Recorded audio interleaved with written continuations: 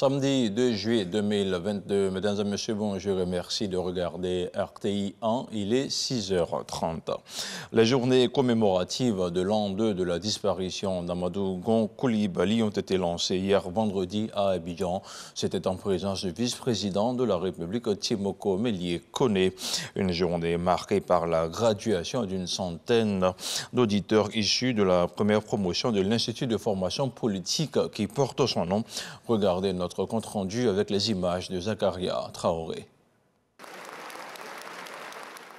Remise symbolique de parchemin à 94 auditeurs, tous issus de la première promotion de l'Institut de formation politique Amadou Gon Coulibaly. La cérémonie de ce jour est le point de départ des journées commémoratives de l'an 2 de la disparition de l'ancien Premier ministre. Nous avons eu près de 4000 candidats pour 150 places. Et que sur les 150 jeunes qui ont été sélectionnés, seulement 94 ont satisfait positivement l'évaluation qui a été faite. L'homme aura marqué les esprits par sa générosité, sa loyauté, son humilité et surtout son excellence. Ses qualités étaient reconnues au-delà des frontières de la Côte d'Ivoire. J'ai toujours aussi été frappé par l'écoute et la bienveillance, l'attention à toutes les idées et en même temps l'extrême rigueur de quelqu'un d'extrêmement compétent. Donc des paradoxes étonnants, mais au fond tout naturels. On peut être un homme de rigueur, un grand ingénieur, un grand bâtisseur, et on peut être un homme simple et à l'écoute. Des témoignages des plus poignants, dont celui du chef du gouvernement, Jérôme Patrick Kachi, proche collaborateur d'Amadou Gon Coulibaly. Amadou Gon reste un exemple pour nous tous. Il incarnait le service de l'État et la loyauté. Il a été tout pour nous. Il a dédié sa vie à la Côte d'Ivoire, à servir le pays, à agir pour le bien commun. C'était un homme de principe, soucieux de l'unité nationale, du rassemblement collectif. Il se sentait à l'aise aux quatre coins de notre pays, héritier d'une grande famille. Dans la lutte essentielle pour le développement économique, pour la construction d'une nation, il faut du leadership, des femmes et des hommes de qualité pour servir l'État au plus haut niveau et affronter les défis qui nous attendent aujourd'hui et surtout demain. Il faut toujours, pour lui, exceller. C'est devant le vice-président de la République que la promotion sortante en 2021 des auditeurs de l'IFP-AGC a passé le témoin à une nouvelle vague qui viendra s'inspirer de l'œuvre d'Amadou Gon Coulibaly. Une convention de partenariat a été signée entre l'IFP-AGC et le RHDP afin de relever le défi de la formation d'élites politiques. Quelques semaines après avoir abrité la COP15 sur la désertification, Abidjan abrite depuis vendredi la COP15 des villes sur le réchauffement climatique. La cérémonie d'ouverture s'est déroulée au Palais de la Culture de Trècheville, une cérémonie présidée par le vice-président de la République, Timoko Mélié Koné. On regarde le compte-rendu de Jérôme Kofi Aboula. La COP des villes, un autre événement capital qu'Abidjan a encore l'honneur d'accueillir après celui très récent qui a marqué la COP15 sur la désertification. Ouverte ce vendredi au Palais de la Culture à Trècheville, la COP des villes vient comme une contribution des villes à la recherche des voies et moyens face au réchauffement climatique. L'initiative est de l'AIMF, Association internationale des maires francophones. Le défi du siècle, c'est le défi climatique qui conditionne tous les autres. Donc, cette COP des villes, elle a pour vocation de réunir les États, réunir les villes, les collectivités, les scientifiques, les ONG, les jeunes qui doivent pas simplement être là dans nos pensées comme nos enfants, mais être là à la table des discussions. Et c'est cette coalition-là qui doit faire bouger les choses. C'est cette coalition-là qui doit s'imposer pacifiquement par la raison, par l'étude, par la recherche de solutions communes et pas par la guerre, la violence ou la prédation. C'est ce travail-là que nous devons faire. Le choix d'Abidjan pour abriter cette rencontre n'est pas inopportun. pour le ministre-gouverneur du district autonome de la dite ville, Robert Begré-Mambé, par ailleurs secrétaire général de l'AIMF. La réalité de l'impact des effets des changements climatiques sur les villes et sur leurs habitants est bien perceptible. Ce sont, entre autres, la pollution de l'air, les îlots de chaleur, l'élévation du niveau de la mer et l'augmentation fréquente des inondations. La mesure que nous devons prendre au niveau de la gestion de nos villes, c'est de permettre à chaque ville de se doter d'un plan climat. Grâce au C40, Abidjan a déjà son plan climat avec de nombreuses actions mises en évidence avec le concours du ministère de l'Environnement et le soutien très fort de M. le ministre de la Construction, de l'Urbanisme et du Logement. Abidjan a son plan climat que nous allons commencer à mettre en application. C'est le vice-président de la République, Thiemoko Mélié-Koné, qui, au nom du président de la République, Alassane Ouattara, a présidé l'ouverture des travaux. Il a saisi l'occasion pour rassurer quant à l'engagement total de la Côte d'Ivoire à lutter contre ce phénomène qu'est le réchauffement climatique. Face au défi du changement climatique, l'urgence conduit les États à améliorer les décisions et engagement en vue de trouver des solutions à l'équilibre de notre planète. Dans ce cadre, la Côte d'Ivoire a revu à la hausse ses ambitions dans ses dernières contributions déterminées au niveau national, CDN, et adoptées récemment par le gouvernement. Ainsi, à travers l'accélération des réformes forestières, foncières et énergétiques, le gouvernement ivoirien porte ses contributions à plus de 30%, contre un niveau de 28% en 2015 à l'adoption de l'accord de Paris. La rencontre d'Abidjan est pour vous l'occasion d'adopter une position commune et forte pour faire entendre la voix des villes.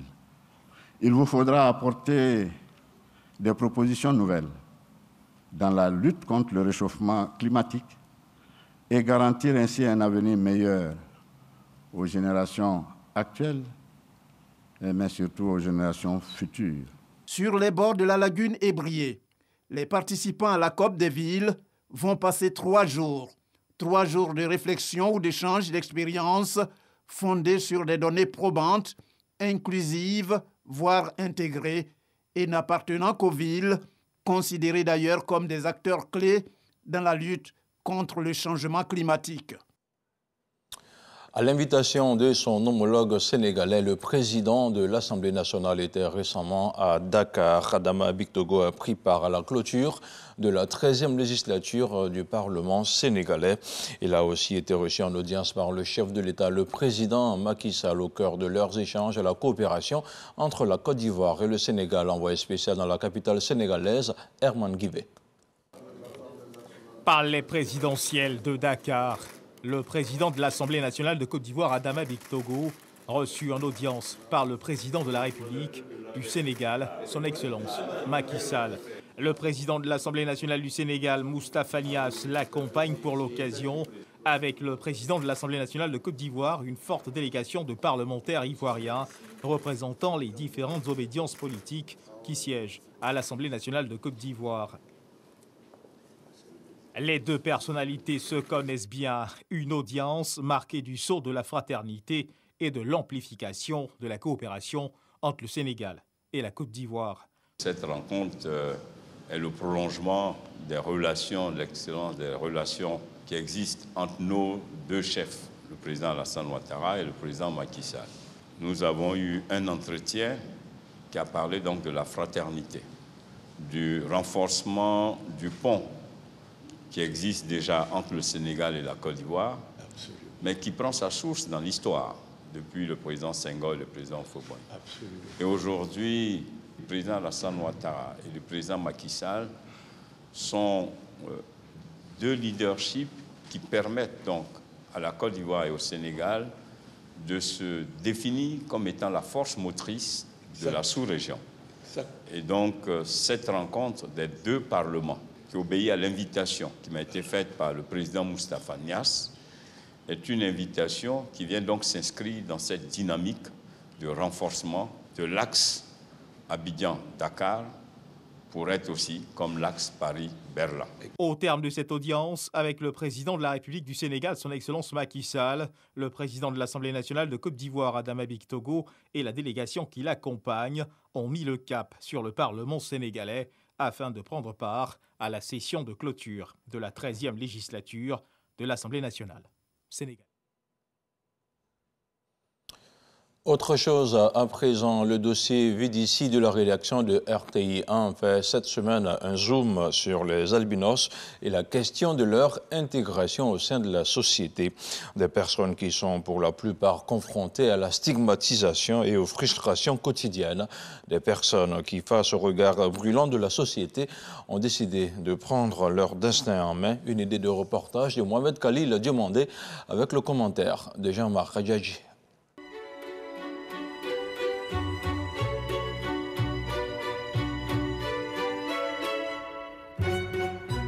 Dikoko Comedy Club, commune de Cocody, il est 20h30. Falache, jeune humoriste albinos, se prépare à monter sur scène. C'est son premier one-man show. À travers l'humour, on peut faire passer beaucoup de messages. Donc à travers l'humour, moi je fais de la sensibilisation autour des personnes atteintes d'albinisme. 1h30 de spectacle, Falache a réussi à tirer son épingle du jeu. Oh ben je sais pas.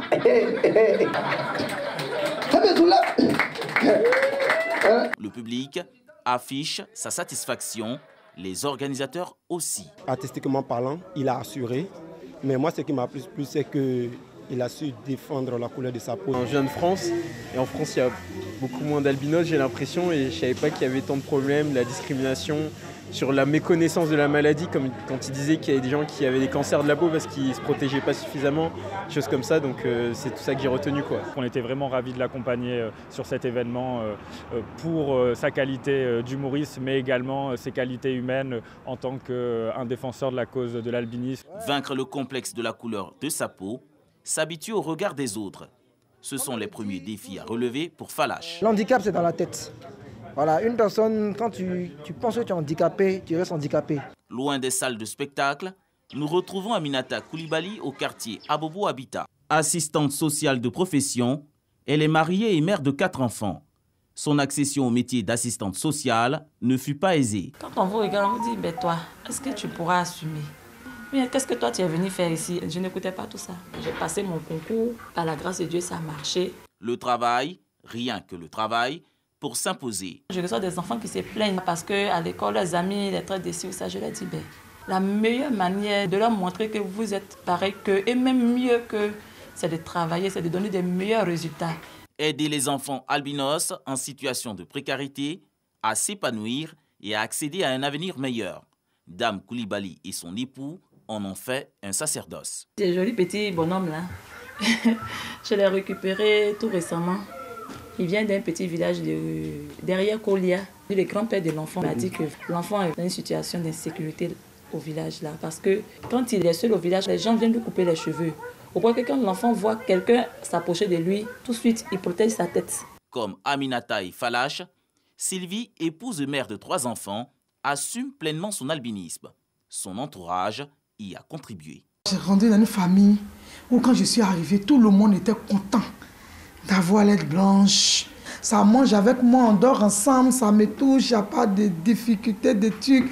C'est celui-même qui n'est pas moi-même, m'accepte. Mais pourquoi? Il ne faut pas m'accepter moi-même. Moi, je me plais. Je suis belle, j'ai la taille, j'ai ma forme. La confiance en soi, cette mère tente continuellement de la transmettre à sa progéniture. Si toi-même tu ne t'acceptes pas, les autres ne pourront pas t'accepter. Il faut t'accepter tel que tu es, parce que tu n'as pas le choix. Contrairement à Sylvie, Léa a encore du mal à s'épanouir dans son environnement. Dans mon quartier, quand je sors, c'est comme si une personne comme moi n'a jamais été vue dans les rues.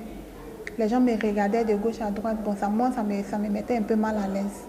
Comment se détacher du regard des autres en tant qu'albinos? Quelles solutions pour aider les personnes albinos à s'épanouir dans la société? Pour répondre à ces questions, nous rencontrons Odile Pohan, psychopédagogue et experte en genre. Vous ne pourrez pas enlever la méchanceté de certaines personnes qui est de se moquer, de rejeter. Mais quand moi-même je m'accepte, je m'impose aux gens avec ma couleur de peau parce que j'ai autre chose à offrir que l'emballage corporel qu'on appelle peau. Pour cette experte, les personnes albinos ont besoin d'être protégées juridiquement. Il y a eu tellement de choses mystiques sur eux qu'aujourd'hui, ils ne sont pas en sécurité. Et quand c'est comme ça, il faut prendre une loi. La célébration de la 8e journée internationale de sensibilisation à l'albinisme, le 13 juin dernier, a été l'occasion pour l'Association des albinos de Côte d'Ivoire de faire un plaidoyer auprès des autorités gouvernementales. Tu obtiens un diplôme pour accéder à la fonction publique. On dit non, toi, il faut un concours dérogatoire pour qu'on te prenne à la fonction publique. En matière de santé, on a des taches sur la peau. Pour les enlever, la séance la moins chère, c'est 10 000. On n'a pas de subvention. La Côte d'Ivoire qu'on est en train de construire, nous aussi, nous devons participer. On ne doit pas rester en marche. Selon le professeur Kwame Kanga, la peau est l'un des plus gros défis auxquels font face les albinos. Si un albinos entre au soleil, vous verrez que sa peau va devenir rouge, sa peau va se dégrader et des lésions précancéreuses vont apparaître. Et si on n'arrête pas cette évolution-là, la personne va développer des cancers de la peau. Vu l'accès difficile aux soins pour les albinos, ce spécialiste de la peau a mis en place un projet innovant dénommé Albivoir pour prévenir les problèmes dermatologiques et ophtalmologiques auxquels font face les albinos. La prévention consiste à protéger la peau avec des crèmes solaires, d'où la fabrication de crèmes solaires qu'on va distribuer gratuitement. La prise en charge va consister à aller faire du dépistage précoce dans 10 régions de la Côte d'Ivoire. Pour sa part, le Conseil national des droits de l'homme, CNDH, entend jouer sa partition. Dès l'instant où il y a une discrimination, les droits de l'homme doivent être là. Il est grand temps que cette communauté des albinos soit vraiment insérée. Que les personnes qui font des rituels avec des enfants albinos, que la loi leur inflige toute sa rigueur.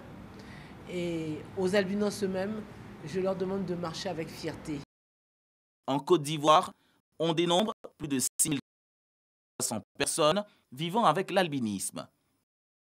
L'inclusion de cette communauté dans le tissu social se présente comme un objectif majeur. Éviter la discrimination et la stigmatisation ferait le plus grand bien à ces milliers de personnes qui ne demandent qu'à s'exprimer dans la société. Un dossier de Mohamed Lamine Diomandé que vous pourrez revoir sur RTI. Dans l'actualité internationale au Burkina Faso, le médiateur de la CEDEAO, Mahamadou Issoufou, est en visite à Ouagadougou avec un programme très chargé. L'ancien président du Niger a prévu plusieurs rencontres au cours de son séjour de moins de 48 heures. Avec les autorités de la transition, les discussions vont porter sur les délais de la transition, la situation de l'ex-président Roch-Marc Christian Kaboré et du mécanisme d'évaluation et de suivi du processus. En entendant de rencontrer le lieutenant-colonel Paul-Henri Damiba Sandaogo, il a échangé avec de nombreux autres acteurs. Et puis hors du continent africain, en Iran, 5 personnes ont été tuées dans un séisme de faible profondeur et de magnitude 6 qui a secoué tôt ce samedi 2 juillet le sud de l'Iran. Il s'agit d'un premier bilan diffusé par l'agence de presse étatique IRNA. En outre, 19 personnes ont été blessées suite à ce séisme qui a secoué la province d'Hormozgan, située dans le village de Saïe-Koch, le plus touché. Voilà, c'est la fin de ce flash d'information. Merci de l'avoir suivi. On se retrouve demain, même heure, même chaîne.